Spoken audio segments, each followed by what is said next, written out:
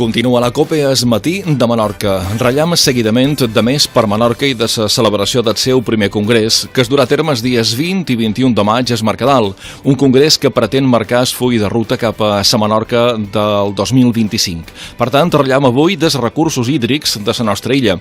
I ho feim rellant amb en Sam Moll, que és enginyer industrial. Sam, molt bon dia. Hola, bon dia.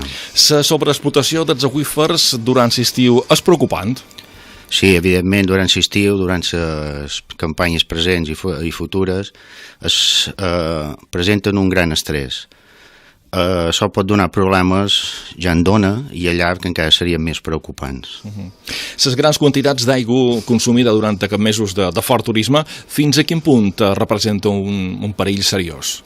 Poden donar problemes a curt i llarg termini, bàsicament d'un desabastiment generalitzat, sobretot centrat en els dos caps d'illes, a Ponent i Llevant, allà on concentren bona part del turisme que tenim. És suficient la injecció d'aigües depurades en els aqüífers o es necessiten més mesures?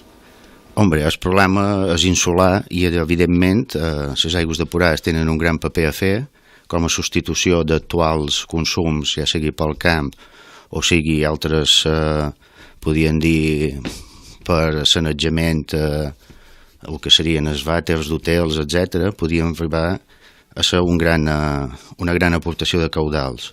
Aquesta és una mesura, però evidentment hem de posar en marxa tot un seguit de mesures per, primer, agrandir les quantitats d'aigua disponible i millorar la seva qualitat. La sobreexplotació és un problema, però i el tema dels nitrats, com es pot resoldre? Reiterant que tot és un problema a nivell insular. El primer problema,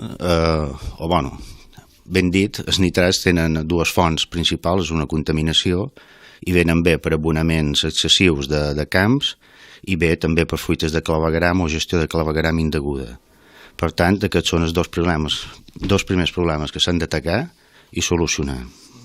Per tant, idò, com s'haurien de gestionar els recursos hídrics de la nostra illa de Menorca? Vull dir, sempre en versió insular, vull dir, cada ajuntament no ha de fer la seva guerra, sinó que han de veure l'aigua com un problema a nivell de Menorca. Evidentment, vull dir, hi ha problemes puntuals en els dos caps d'illes, com he dit, però els qui ara estan bé també s'han de preocupar pel dia de demà poder resoldre aquests problemes.